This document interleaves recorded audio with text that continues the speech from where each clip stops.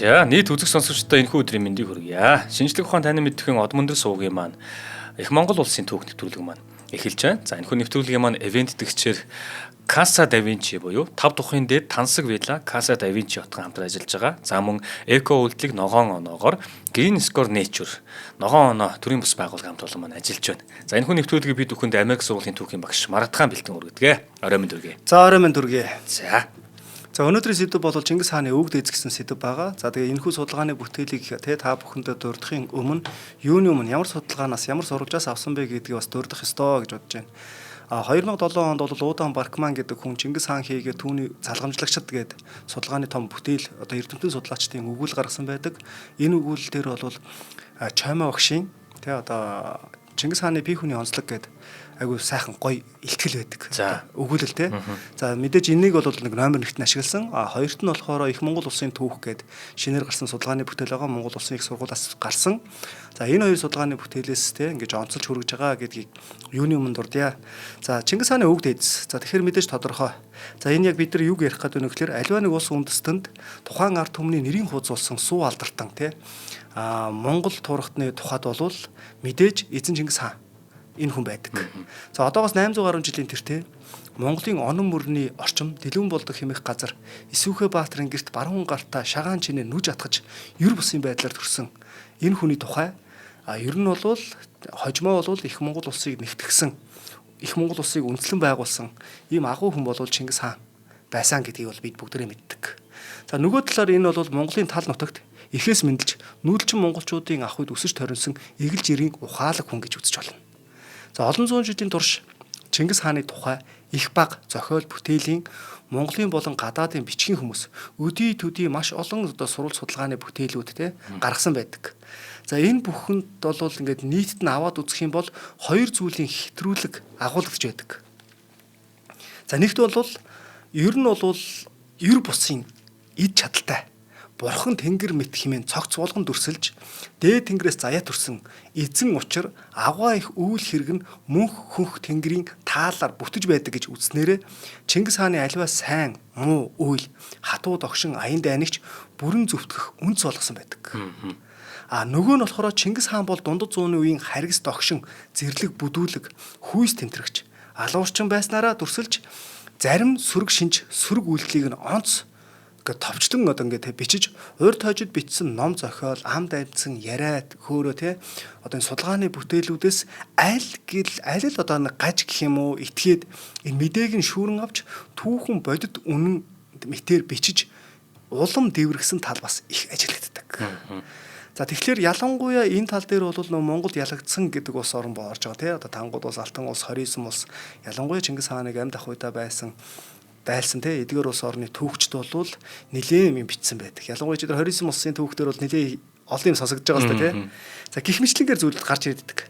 Гэтэл Чингис хааны бие хүний онцлогийг өгүүлэх гэх юм бол ерөөсөө энэ хоёр хэтрүүлгээс ангид байжгаад баттай ноттой түүхэн сурулж тэр тусмаа Монголын нуус товчоо зэрэгт тулгуурлагдаж тухайн үеийн монголчуудын нийгэм, ах уян амьдрал, зан заншил, уламжлал, шашин шүтлэг нүүдэлчдийн хэв байдлаас ургуулan авч үзэх ёстой байдаг. За эрт цагаас уламжилж ирсэн хүнийг шинжих, хүний ирээдүг зүгнэн харах монголчуудын гол хэмжүүрийн нэг бол уг удам нь ямар хүмүүс байсан бэ гэдгийг нэн тэргүнд авч үздэг явдал юм. За Монгол ардын зөөр үгэнд бол эхн хээр алаг бол унган шир алаг гэсэн үг бий.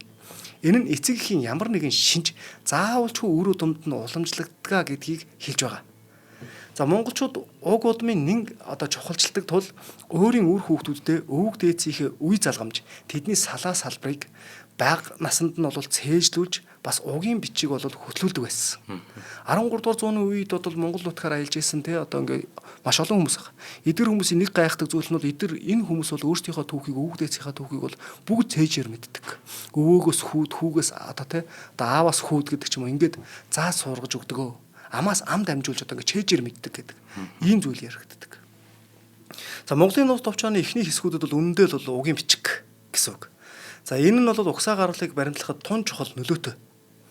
Одоо ч хүртэл монголчууд хүнтэй гэр бүл болох хүүхнээ нөхөрт гаргахдаа хоёр талын уг удмыг судалж мэдхийг нэн тэргүүнд нь зорддог. За монголчуудын хүнийг шинжлэх те уламжлалт ёс заншлын дагуу Чингис хааны уг удмыг Монголын нуус товчоонд дүрсэлснээр одоо хэдүүлээ авч үзье. За мэдээж Бүрчөөн, Гоамарл, Батцагаан, Тамаача, Хоричаар мэргэн, Авуужин буурал. За энэ хүний нөө чамаагаа бичсэн одоо яг үгээр нь бичиж байгаа нөө Уужин буурал гэдэг Авуужин буурал гэдэг тийм.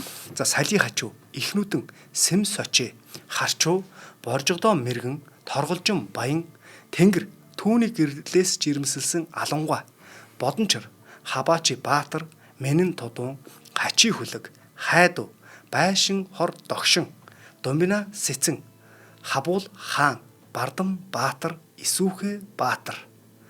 За Монголын нуус товчоон тэргүүтээ те түүхэн сурулж бичгүүдэд тогтвортой тэмдэглэгдэн бичих ёсын дагуу Чингис хааны өвөг дээдсийн эдгээр 22 үеийн хүмүүсийн нэрэнд мэргэн, сэцэн, хүлэг, баатар гэх мэт алдар цолыг заасан үгс тухайн хүний оноос нь нэрийн бүрэлдэхүүн болж байгааг анзаарах хэрэгтэй. Энэ нь Чингис хааны өвөг дээдс бол тал нутагт алдарн төгсөн Дайчин Баатар, мэргэн сэцэн, язгууртнууд байсан гэдгийг нь баталж байгаа. Үе улирч энэ нутгаа захирж исэн гэдгийг нь харуулах хамгийн том баримт гэсэн үг. За Чингис хаан химээгтэй бие хүнийг төлөвшсөн одоо ингээд нийгэмшгэд өвөг дээдсийн яруу алдар уг удмын дайчин шин чанар нь дараах нөлөөг үзүүлсэн байж болно. Нэгдүгürt Төв Азийн өндөрлөг эрс тэрс уур амьсгалтай газар нутагт байгаль дэлхийтэйгээ хамгийн ойр амьдарч ирсэн Монгол язгуурын хүний хувьд бусад монгол хүмүүстэй адил төстэй удмын нийтлэг шинж ген тэ агуулж байсан нь магад юм. Нөгөө талаас Тэмүүжний өвөг дээдсийн мэргэн сэцэн баатар шинж хувь хүний тухайд удамшсан нь мэдээж билээ. Хоёрдугаарт өвөг дээдсийн удмын сайн нэр алдар гавьяан Тэмүүжинг Чингис хааныг үхэх аюулаас нь хүртэл гитлгэж байсан тухай гардаг. Тухайлбал тайчуудын тэргүүн таргуудаа хэрэлдэг.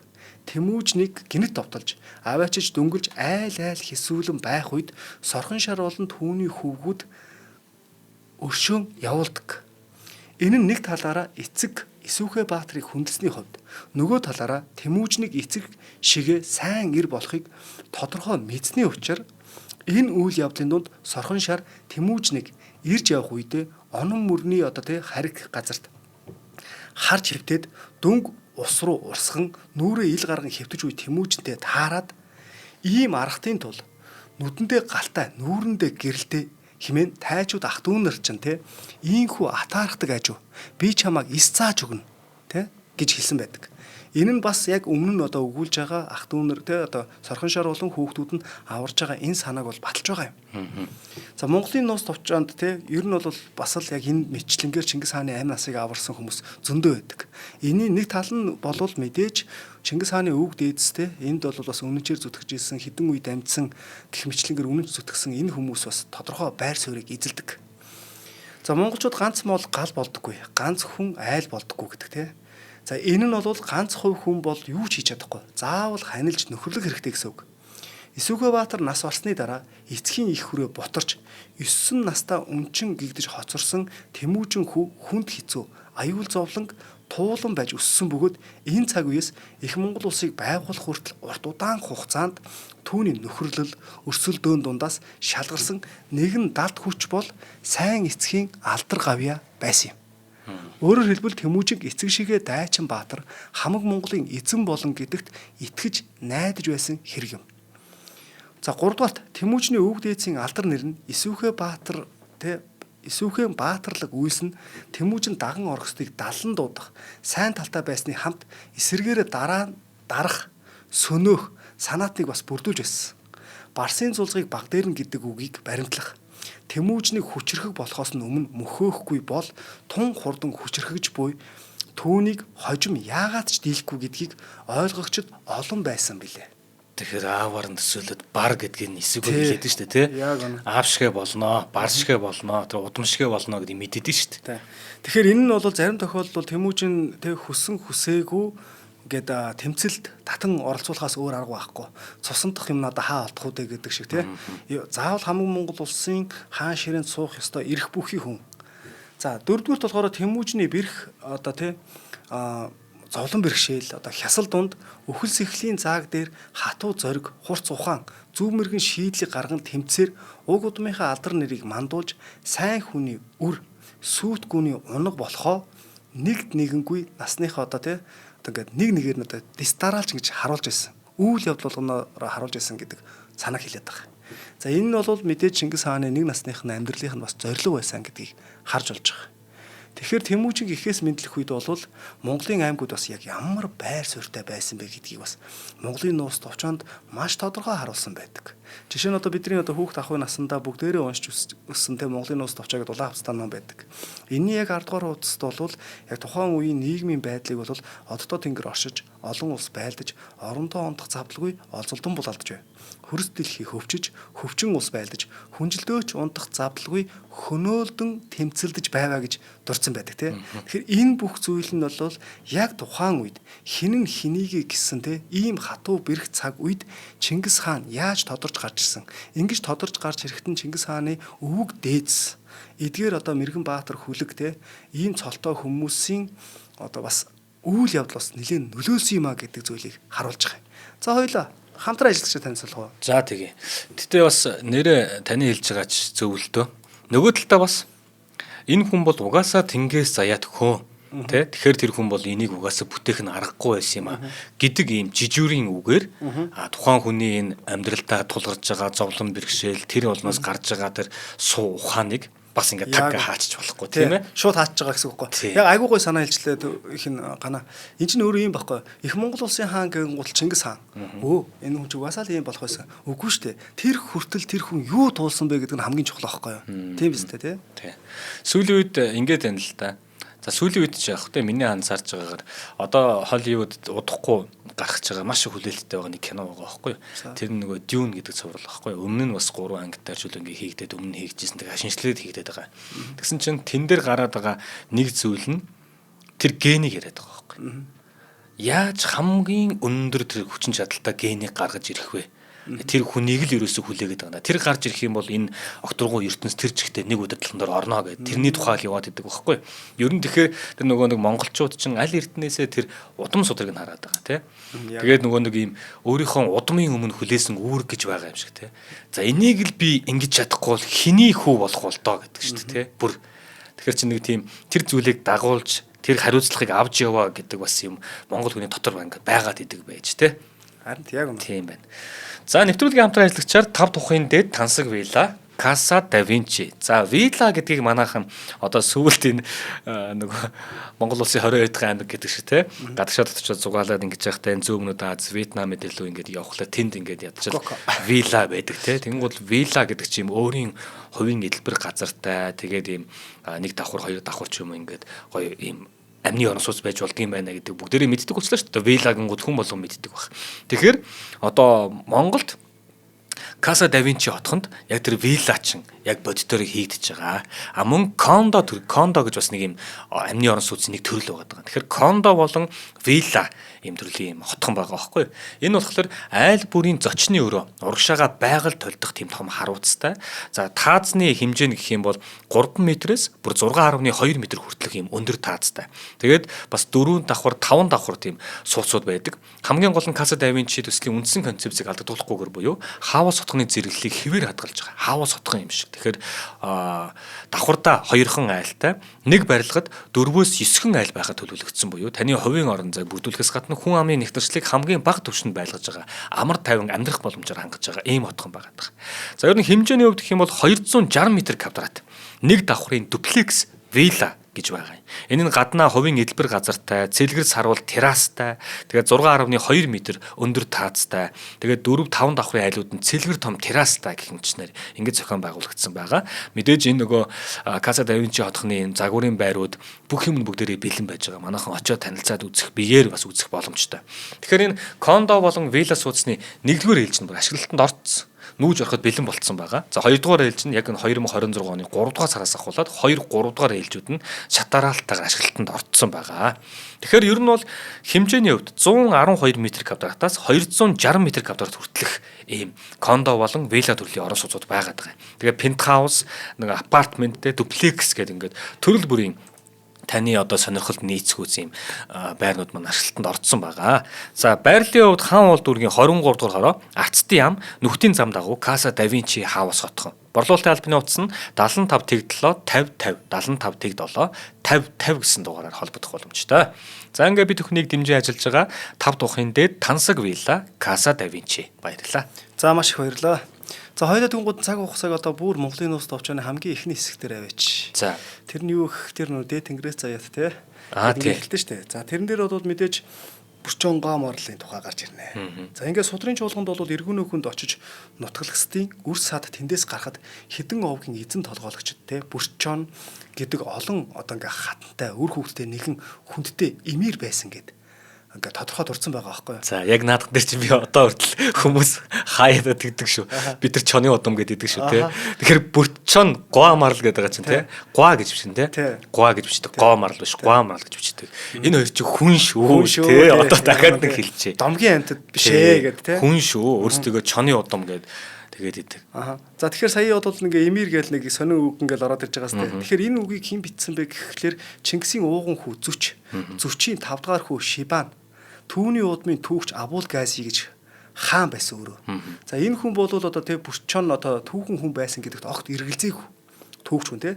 За ингээд 400-аад жил эргүүний хүнд амьдарсан Монгол овгууд тэндээсээ нүүх цагт монголчуудыг те эргүүний хөнгийнхэн хаан нь хяан одоо удмын Горлос овгийн Бүрчон байсан гэж байгаа. За тэр эргүүний хөнгөөс гарч ирснээ бүх муужид илч илгээж мэдгдсэн. Нэг хэсэг нь тэдэндээ найрсгаар хандаж нөгөө хэсэг нь дайсагналцсан. Татаарууд дайсагналцж байлаа гэж байгаа. За энэ хоёр ард түмэндээ цэрэг цуглуулж илд мис зөрүүлэн тулалдав. Монголчууд татааруудыг ялж насанд хүрэхстийг нь илдний идэж болгож багчуудыг нь боолчилж зарцлаа гэж байгаа. Тийм. Яг дахиад энэ дээр үеэс ингэ зангидсан ус онцон байгаа даа байхгүй тийм үү? Тийм. Одоо нөгөө нэг татар монгол гэдэг холилдоод идэг шүү. Тэр эргүүний хүн гэдэг чинь байрлалын хувьд хаана гэж та хэлж ийла. Энэ эргүүний хөнгөний талаар бол янз янзаараа байдیں۔ Одоо энэ баруун бие гэж байна. Одоо орондоос цаашаага одоо ингээ Монголын бүр зүүн талаар байдаг гээл те хэд хэдэн янзын судалгаанууд байгаад байдаг байхгүй. Тэгэхээр би одоо яг энэ гээ хэлчих юм бол өмнөх одоо эрдэмтдийн те маш олон жилийн хайж байгаа судалгааны үр дүнг одоо үсгсээр гарчих гээд байна. Тий, эргүүний хон гэдэг чинь ийм том хамгаалалтаа нэг уулын эргэн тойрон байлаа шүү дээ ер нь те. Тий. Эргэн тойронд одоо ихц ташуу одоо ингээд хадаар хүрээлэгдсэн гарах ганцхан жимтэл гэсэн үг байхгүй. Тэнд олон жил байж байгаа тэндээс гарч ирж байгаа шүү. Тэр жим нь хүртэл ингээ хаагдсан гэд ингэж ярьдаг. За ингээд одоо яг хуу саяны тэр нөгөө нэг ингээд багчуудыг одоо ингээд боол болгож зарцалсан гэж байна татаарууд юм. За ингээд 450 жилийн дараа монголчууд өш хорслоо тайлж өвөг дээдсийн нутагтаа эзэн суусан хэмээн Абул Гази өгүүлсэн байдаг. Дашрамт дурдахад Абул Газигийн мэдээг өгүүлсэгчд түүний гарт судрын чуулганаас гадна Чингис хааны тухай 17 ном байсныг орхигдуулж эргүүний хөнгөний түүхэнд дурдсан түүхэн он цагийг Абул Гази өөрөө зохиосон мэтэр тэ бичдэг. Эргүүний гүний 4 овгийн тэргүүн Бүрчон гэж хэн байсныг Монгол бичгийн мэрэгд мэдэх гэж ихэж хармаж байсан. Тухайлбал Ураадын мэрэгэн гигийн лувсан дам бишчалсан алтан товч гэж байгаа шүү дээ. За энэ алтан товчд бол Тэнгэрийн хөвгүн Бүрчон хэмээгч болвол хэний хөвгүн болохыг мэдхийн тул гэж эрэл хайгуул хийснээр тодруулж улмаар Бүрчон нь эрөөлтийн хүчээр бээдийн газар хурч ирснийг Монгол байгаль мөрний захын бурхан халдун ууланд тэг ингээд цагаан овхны ноён хэдийн одоо нас барсан гэж байгаа байхгүй нөхцөн одоо ингээд түүний одоо бэлэвсэн гэргийн хоо овгийн марл хатан үзээд Тэнгэрийн ивэлт хааны үр удам хэмээн эрхэмлэж гэрийн эзэн болгосонд бээдийн ус зөвшөөрж эзэн болгов гэж байгаа. За тэгэхээр энэ бас нэг сонирхолтой төгс гарч ирж байгаа. Удам хаан болоод гараад ирлээ шүү дээ. Лувсан дан биш жалцсан гэдэг те энэ хүний алтан товч дээр ингэж өгүүлсэн байгаа шүү. Одоо тэгээд намайг юм санаанаасаа зохиож ийна гэж. Өө тий одоо манайхан мэдж байгаа. Яриад эхэлдэг те. Жамингүн судар бичгийн хөрөлнг байгуулад те 1930-ад оны үед одоо Дорндын маань юм зүүн хязгаар нутгаас тэнд гэртээ хадгалдаг тийм хулсан дээр бичсэн ийм бичвэрийг олж байгаа шүү дээ те тэнд нэг баг багтаа мэддэг байсан. Тэрийг авчираад эргээд судар бичгийн хөрөлнөдөө залсан байдаг. Хуулж бичсэн нь шүү. Хуулж бичсэн. Тэр чин луугны алтанд авч байгаа шүү дээ. За Бүрчоныг одоо 29 настай байхад нь Батцагаан хэмээх хүү төрсөн гэдгийг энийг болохоор бүр ингээд Тан улсын Тэзүн хааны те зин юуны гэж байгаа байхгүй 2 дугаар онд улаан барс жил төрвөө гэж эртний одоо ингээд хятад сурвалж бичигт байдаг гэсэн. Тэгэхээр Бүрчон Бацаагаан гэдэг хүмүүс бол түүхэн бодит хүн Бодит гэдгийг бол хүмүүс болоод байгаа. тодорхойлж байгаа тийм. Өөр улсын он цагийн бичгтээс гарч ирж байгаа гэсэн үг шүү дээ. Бурчон хэмээхийн одоо ингээд төрсэн жилиг бол баримжаалах мэдээг бас дурдсан байгаа байхгүй. За энэ баримтыг үндэслээд одоо ард түмний дунд бол хөдөөгийн бирлээ те хээ перлэгва.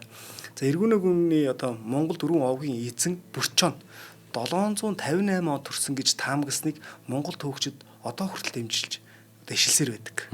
За судрын жуулганы мэдээгээр Бурчон олон эхнэрийн олон хүүхдээс те хааны зэрэгт хүрсэн нь бол Батачи те Батачи хаан юм гэж байгаа. За Бурчоны эрх мэдлийн хувьд бол залгамжилсан хан хүүг Батачи хан гэж салгаж бичиж хан болон аймгийн тэргүүлэгчдийн одоо цол гэдгийг нь бол тодорхой гаргаж ирсэн байдаг. Тийм байна. Гэтэл эрт цагаас хүннэг үеэс хэрэгэлсээр ирсэн ханхүү гэсэн утгатай үгийг бол тэгийн, жигийн, чигийн гэдэг монгол хэлэнд одоо монгол хэлтэн угсаатнууд хэрэгэлсээр ирсэн. Язгууртны эрхэм цолыг буруу ухаж буулгасан байна гэж үздэг судлаачд бас байна.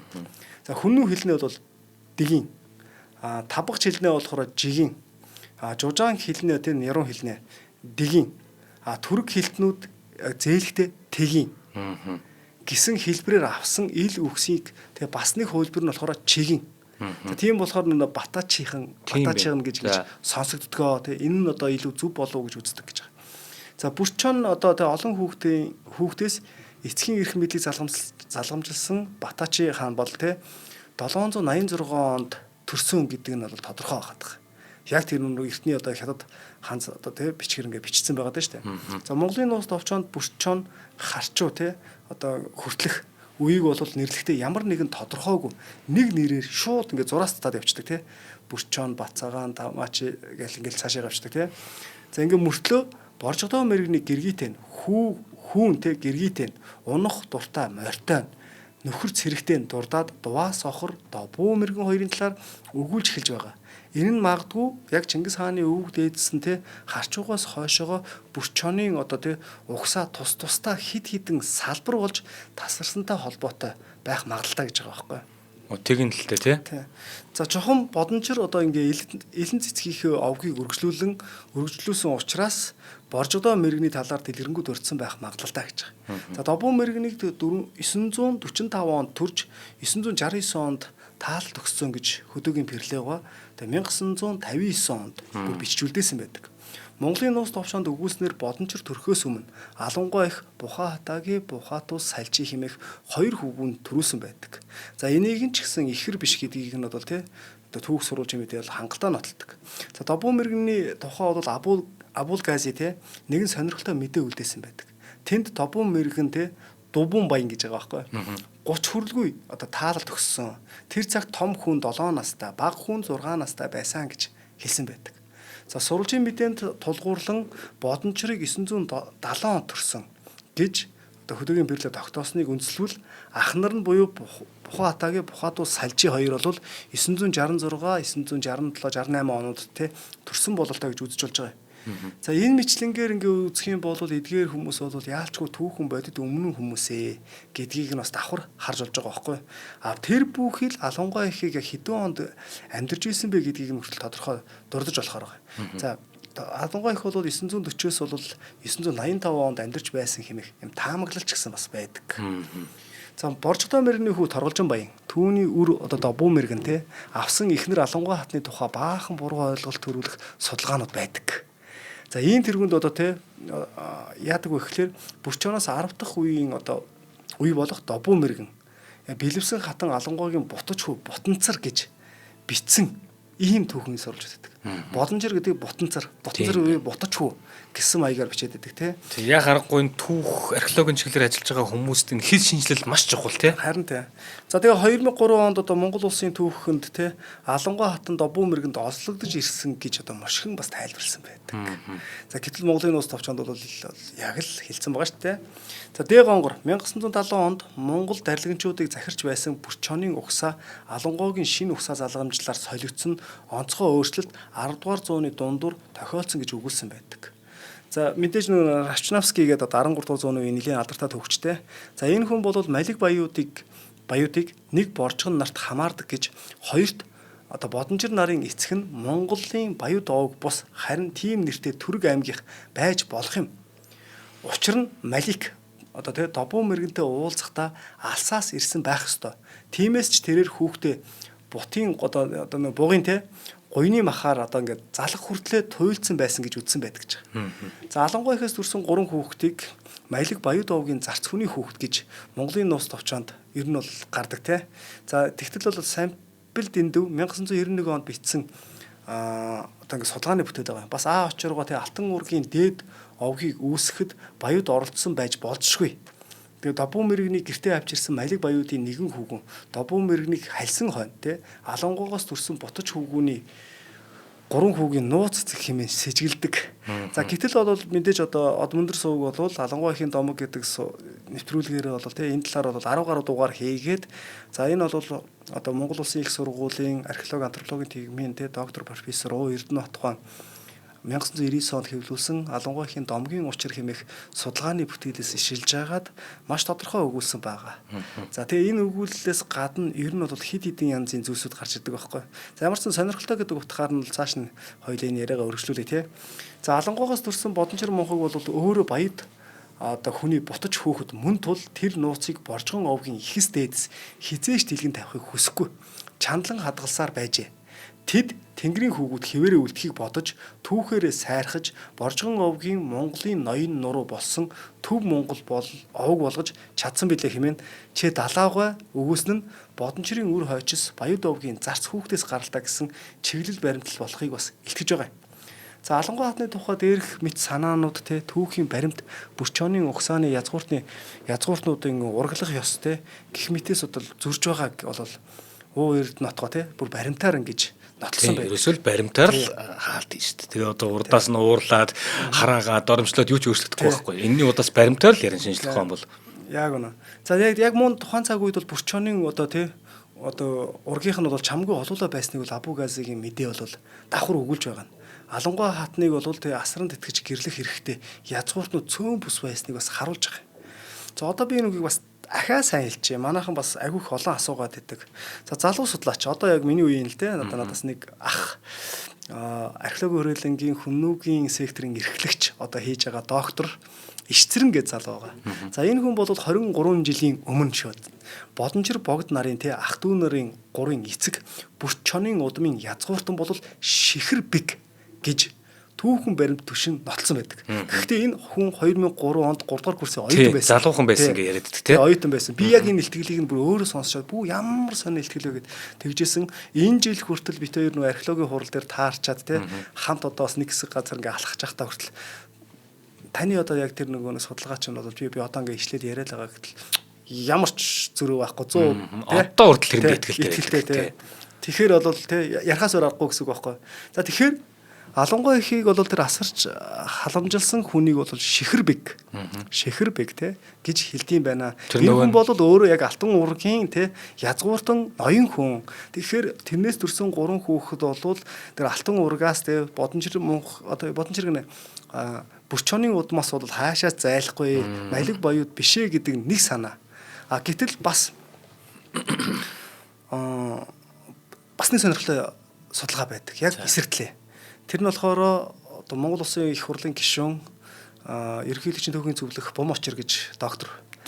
За энэ хүн бол яг Монгол Улсын их сургуулийн археологи антропологийн төвхийн эрхлэгч байхдаа хийсэн судалгаа байхгүй антропологийн судалгаа.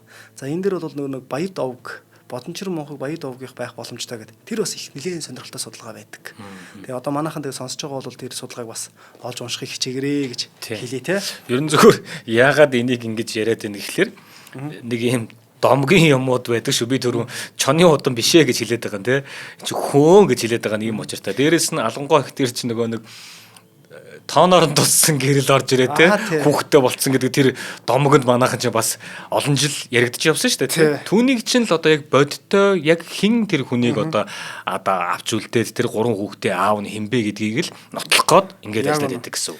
Ишцэрэн докторийн хувьд бол тэр 2003 онд оюутан байхдаа хийсэн судалгаа нь болохоор яг ийм түүхэн зургаас яасан байгаа байхгүй. За Алангуй их байна. Алангуй ихийн хажууд байгаа хүний хин гэдэг вэ гэдгийг Шихэр бэг гэдгийг тий гаргаж ирээ. За энэ бол яг Алангуй ихийг асарч авч үлдсэн асархуй ёсоор тий өөртөө авсан ноён Шихэр бэг юм байна гэдгийг нь давхар нотлсон гэсэн үг байхгүй.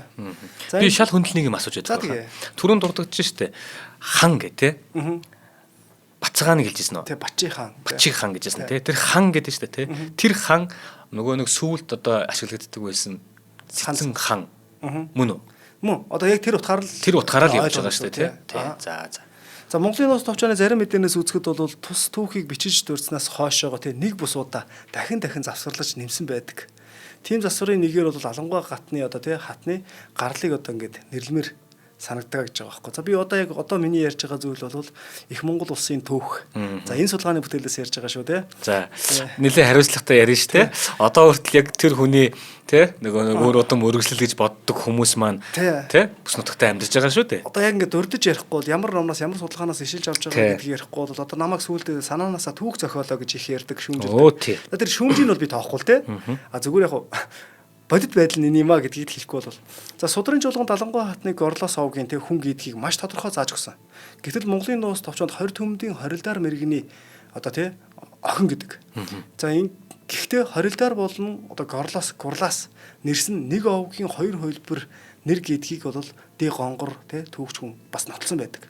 Тэрээр бас янз янзын одоо энэ судалгааны бүтээлүүд дээр ер нь явсараад Горлоос, Гурлаас Гурилаар буюу хорилаар хэмээх эдгээр нь бол цөм нэгэн овг аймгийн нэр гэж үздсэн бөгөөд харин 20 төмөд гих нэрийн оронд анхны ихэд магадгүй хонград хэмээх үг байсан байж мэднэ гэж ярьж байгаа. Бас байж болох зүйл байхгүй. Ягаад гэвэл монголчууд ч эртнээс нааш нэг хонград авг бас таттаа авдаг байсан тий. За тий.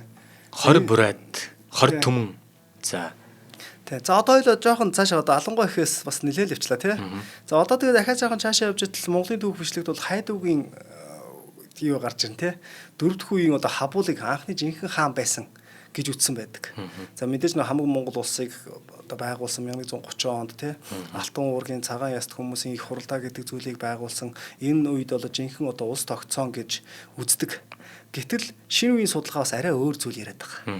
За энэ юу гэхээр үнэн хэрэгтээ бол монголчуудын анхны хүчрхэг хаан бол Хайдуу хаан юм а гэдэг зүйл. За тэрээр бол 11-р зууны дунд үеэс 12-р зууны 60-70-аад он хүртэл 100 жил оршин тогтнож байсан тий. За ийм улсыг одоо бас бий болгосон юм а гэж зүйлийг ярьж эхэлж байгаа байхгүй. За 10 хэдэн жил үргэлжилсэн улс төрийн хямралд автаж хэсэг эзэнгүй байснаа 12-р зууны 80-аад онд 1180-ад он гэсэн үг шүү дээ. Дундаас дахин хүчрхэгжиж замдаа орсон төрийг бүрэн утгаараа бэхжүүлэх одоо уламжилсан. Энэ санаа шин зүйл биш гэдгийг айл 1939 онд Францын эрдэмтэн Грюси гэдэг хүн ингэж үздсэн байдаг. За энийг нь бас манай эрдэмтэд сайн анзаараагүй бололтой гэж хэлж байгаа байхгүй. За 1069 оноос одоо нөгөө хамаг Монголын Хабуул хаан 1030 он гэхэр чинь 70 жилийн өмнө гэсэн. Хабуул хаанаас 70 жилийн өмнө те Хятадыг тэргүүлж байсан одоо Тутун цолт, Мэнэн Тутун. Монголын нууц товчооны мэдээг даах юм бол те 7, судрын чуулганаар бол 9 хүүтэй байсан гэдэг. Ууган хүн бол 1030 оны хавьд Отгон хүн Начинбаатар нь Мэнэн Тутууны ууган одоо ач Хайдуу хоёр 1 жил буюу 1047 онд төрсөн гэж байгаа. За Мэнэн Тутун 1050-аас 1060 онд одоо таалт өгсөн болдог гэдэг. Хожимын Монгол сурвалжид өгүүлснээр нөхөр нь үгүй болсон хойно 1069 оны нэг хэрэг тохиолдох хүртэл Монулун хатан төр байсан гэж үздэг. Тэгэхээр одоо бүх түүх өөрчлөгдөж байна гэсэн үг байхгүй. Энэ юу гэсэн үг вэ гэхээр бид нар нөгөө Монголын түүхэн дээр чинь хамгийн анхны одоо төр барьсан хатныг Туркина буюу Дөргөөний хатан гэж үздэг тийм. Гэтэл Монулун гэж одоо бас хатан төр барьж исэн тухай, хамаг Монголын төрийг барьж исэн тухай бас энд гарч иж байгаа байхгүй. Гэхдээ энэ улам цаашилж байгаа нь илүү гоё байна. Илүү сайн байна тий. Хабуул хаанаар төсөөлж ирсэн шүү дээ тий. Хабуул хаан ч хамаг Монголыг нэгтгэсэн анхны хаан гэж бодож ирсэн бол цаашаага дахиад Хайдуу хаан дээр очиж 70 жилийн өмнөх рүү 70 жилийн өмнөх рүү очиж шүү дээ. Хоёул хамт ажиллагч ярьж. За тийм. Маш сонирхолтой байна. За нэвтрүүлгийн хамт ажиллагчаар эко үйлдэлийг ногоон оноогоор Green Score Nature гэдэг аппликейшн байгаа. За үүнийг хэн хийсэн бэ гэхээр ногоон оноо байгал төрийн бас байгууллагын хамт олон хийсэн. Тэгэхээр ногоон оноо байгал төрийн бас байгууллага маань болохоор 2013 онд байгуулагдсан. За ер нь бол тогтвортой хөгжил байгаль дээлтэй ногоон хөгжлийн чиглэлээр нийгэм тусдаа сайн дурын оролцоог нэмэгдүүлмээр байна. Тэгээд одоо ард иргэдээ хүмүүсээ зөв дадалд урайлах хөтлөх зорилготой платформыг хөгжүүлж ажилласан нь яг одоо таны Android ч бай, iOS ч бай үйл системтэй гар утасны аппликейшн татдаг хэсэг дотор Green Score Nature гэсэн аппликейшн биелэлтэй бүтэн болоод байж байгаа. Одоо ингээд бий болцсон байж байгаа. Тэгэхээр ер нь яадаг юм гэхээр энэ аппликейшн татаад та өөрөө бүртгүүлчих юм бол таны дээр алхаж байгаа Атгалт чинь хүртэл байгальд ээлтэй үйлдэл юм аа. Тэгээд ногоон худалдан авалт буюу те нөгөө нэг байгальд шингэхээс ахсуулаад те ногоонд yung худалдан авалтуудыг хийх, ногоон тээвэр, сайн дурын ажил, дахин ашиглалт, дижитал хэрэглээ, эко ногоонд барилга, энерги хэмнэлт гэх энэ бүх зүйлсүүдээс танд оноо цуглуулад байдаг энэ аппликейшн дээр.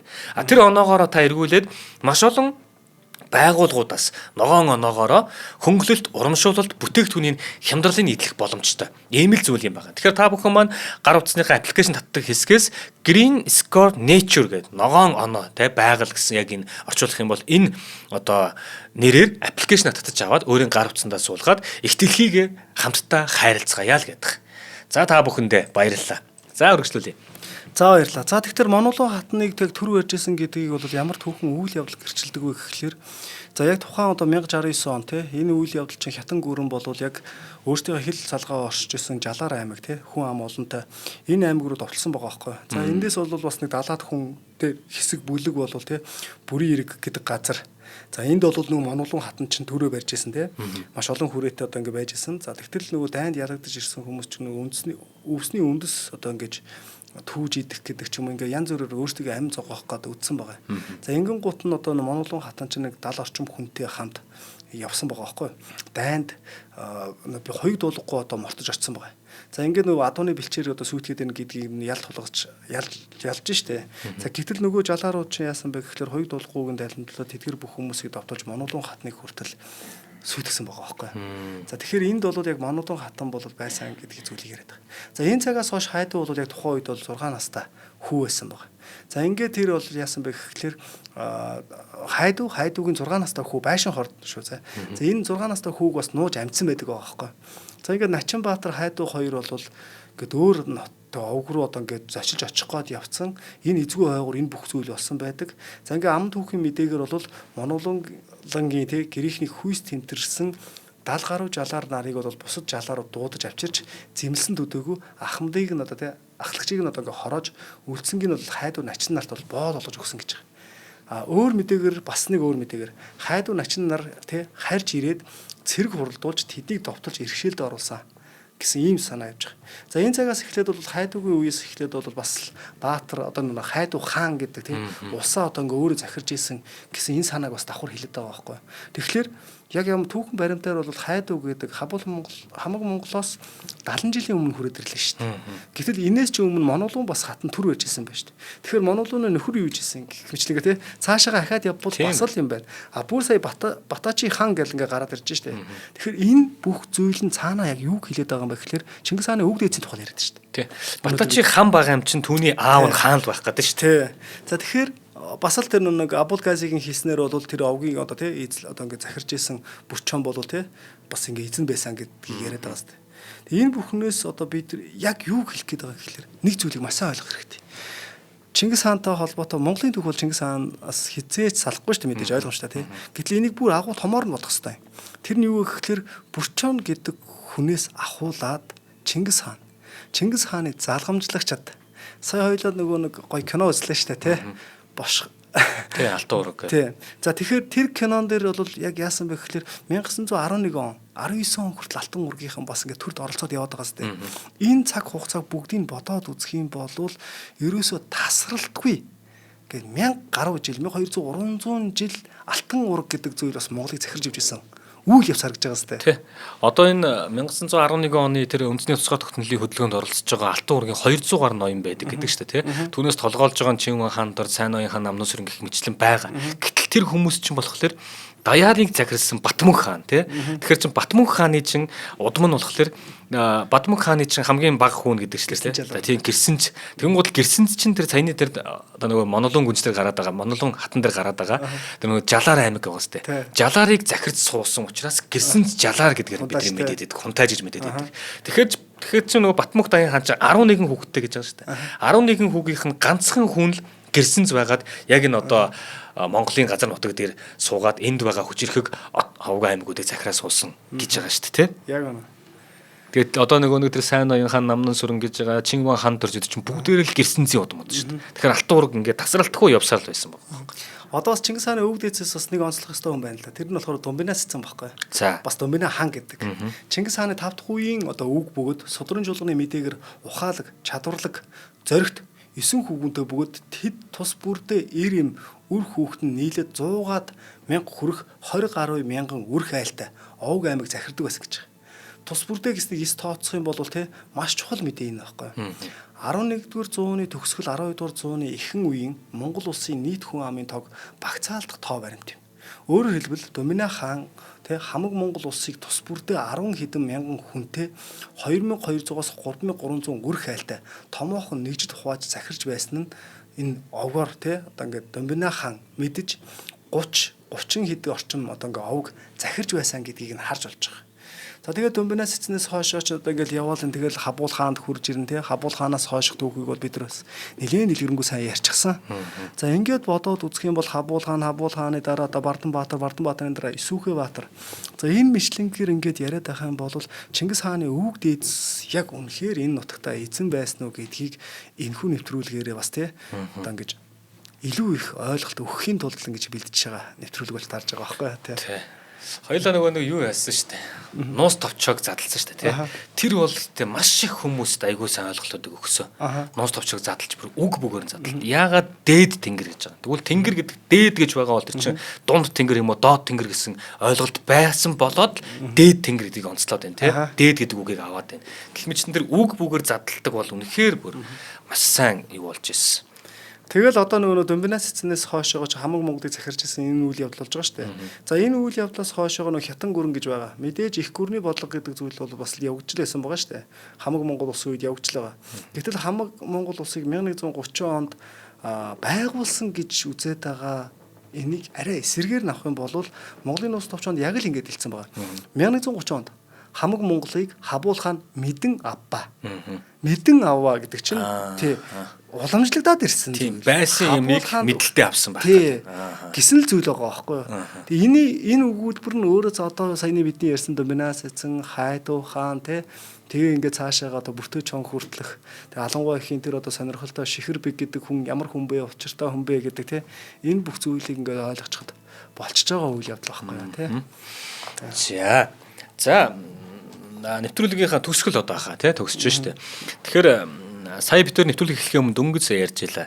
Археологийн хүрээлэн маань одоо 2003 онд одоо түүх археологийн хүрээлэн гэдгээс бие даагаад археологийн хүрээлэнгээ тусдаа гаргахад түүнийх нь анхных нь одоо юу гэдгийг дараагаар нь гэх юм уу цэвэнд орж байгаа байсан гэж ярьж байгаа. Тэнгууд цэвэнд орж байгаа археологийн бас 50 жил гаруй археологийн салбарт ажиллахдаа тэр хүн чинь өөрсдийн судалгааны юмуд үлдээсэн байгаа шүү дээ. Тэр тунд нь жишээлбэл яг Монгол одоо одоогийн байгаа Монгол улсын газар нутаг дээр хүн амьдарч ийсэн гэдэг судалгааг мэдээж археологийн олдвороор баталгаажуулна шүү дээ. Тэгэхээр археолог өөрөө одоо жишээл цэвэнд орж болоход 750 мянган жилийн өмнө энэ газар нутаг дээр хүмүүс амьдарч ийсэн гэдгийг баталсан байдаг тийм. Тэгэн гол археолог гэдэг салбар маань өөрөө нэг талтаа энэ олдвор тэр цаг хугацааг тогтоогоод ингэж байгаа боловч нөгөө талтаа юу вэ гэхээр эн чинь нөгөө нэг том тусгаар тогтнолыг чинь маш том баталгаа байхгүй. Яг үнэ шүү дээ. 750 мянган жил энд монгол хүмүүс амьдарч ийсэн.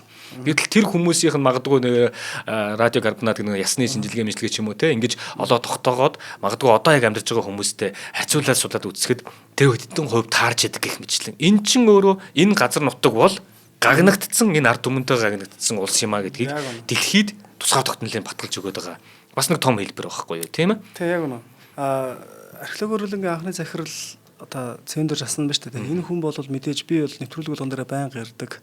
Ер нь яг мэрэгжлийнхаа салбарынхаа хүмүүс дундаа бол бодит төх амьд ном гэдэг байсан байхгүй юу. Үнэхээр одоо ингээ хийсэн бүтээсэн энэ ажлууд нь бол зөвхөн ингээд одоо археологоор юу ч судлана дандаа тэр үний юм гарч ирнэ. Одоо түүх бид нар одоо нэг түүх гэж яриад байдаг. Гэтэл археологч нь өөрөө өвөг түүх шүү дээ. Өвөг түүх буюу одоо ингээд хүннүүгээс цааших одоо цаг хугацааны түүхийг ямар ч бичгийн баримтаар судлах боломж байхгүй. За энийг ч л археологчид бий болгож байгаа, гаргаж байгаа байхгүй юу? Өвөг буюу эртний түүх судлаач гэсэн утга санаа гэлж байгаа. Гэтэл тэр цаг хугацааг харах үнцэг явах юмыг чинь Монголд хамгийн сайн хөгжүүлсэн хүмүүсийн нэг гэж бас тий яахаар авахгүй шүү дээ. Одоо бид хэд нөгөө бичвэр энэдрийн юмнаас цаашлаад 2200 жилийн өмнө төгт улс Монгол улсад байгуулагдчихэ гэдэгт 2200 жил ярьж байхад археолог 750 мянган жилийн тэртээ энд хүн амьдарч байсан гэдэг батлаад байгаа байхгүй тий. Тэр нь бол маш үзэсгэлэнтэй шүү. За тэгээд энэ бидний нөгөө нэг юм одоо тэр Алтан уураг гэдэг юм уу, Эхэзэн Чингис хаан гэдэг юм уу, энэ сайхан зүйлийг те энэ зүйлийг маань феодал гэдэг үгээр хааж байгаа шүү дээ тий. Тэнгууд феодал гэдэг үгээр хаагаад энэ тухай дурдж болохгүй байсан цаг үеийг бид нар бас маш их цаг үеийг туулж байгаа түүнээс хойш энэ талаараа судлах боломжтой болоод нээх боломжтой болж байгаа тэр хаалттай үед хид хідэн эрхмүүд энийг нэг ингээд голыг бариад те тасдуулчихгүй тулд цаашаа дараагийн үедээ өргөж өгөх гээд нуухыг нуугаад тэр зурган дээр хүртэл нууцсан байна. Тэр өвгөн хуурч дээр хүртэл те ингээ төрхийг нуугаад гэдэг ч юм уу. Ингэж бидэнд хүргэсэн өмнөх үеийнхэн маань нэрэ. Үнэхээр л яхаа аргагүй бүр баатрууд шүү. За баярлалаа гана. Юу ясаа. Өнөөдөр яг тэр Чингис хааны өвөг дээдс гэсэн тухай ярьж байгаа те. Тэгээ өнөөдрийн сэдвээс бидний хамгийн сайн ойлгох зүйл бол яг л тэр Чингис хааны өвөг дээдс хэн байсан бэ те. Тэр нь бас Чингис хаанд бас өөрт нь шингэсэн.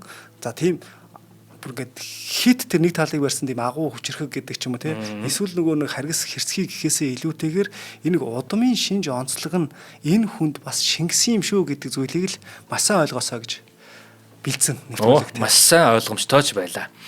За ингээд нэвтрүүлгийн маань энэ удаагийн дугаар өндөрлөж байна. Бид бүхний нэвтрүүлгийг 5 дуухын дээд Тансаг вилла, Casa da Vinci отхон, замун дээрээс нь эко үйлдэлийг ногоон оноогоор Green Score Nature төрийн бас байгууллагын хамт олон маань бид бүхний дэмжин ажиллалаа. Тэгээ энэ хүн нэвтрүүлгийг бид бүхэнд бэлтгэн өргөдөг Америк сургуулийн түүхийн багш Маратхан танд баярлалаа. За баярлалаа.